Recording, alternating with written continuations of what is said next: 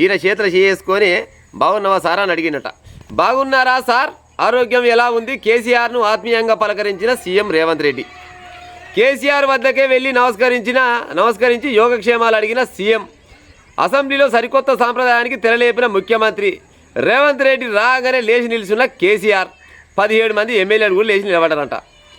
ఇంట్లో చిత్రం ఏంటంటే అందరు లేచిరు కానీ ఇద్దరు మాత్రం లేవలేదంట. ఓలో లేవలేదంటే కల్వకుంట్ల తారక రామారావు, ఆయన పక్క పోయింటి ఇంకో ఆయన ఉంటాడు కదా, రాబోయే కాలానికి కాబోయే హోమ్ మినిస్టర్ అదృష్టం బాగుంటే చీఫ్ మినిస్టర్ కూడా కావచ్చు కౌశిక్ రెడ్డి. మస్తుకు వస్తాడు అది బుట్రకాన్ కాడు అంత నాకేం అక్కడ అనుకున్నట్టు మాట్లాడే ముసలోడు తలకాయ పని చేయక లేచినట్టు కానీ నేనైతే లేవకనే పోదు అనుకొని వీళ్ళు మాత్రం కూర్చొనే ఉన్నారు.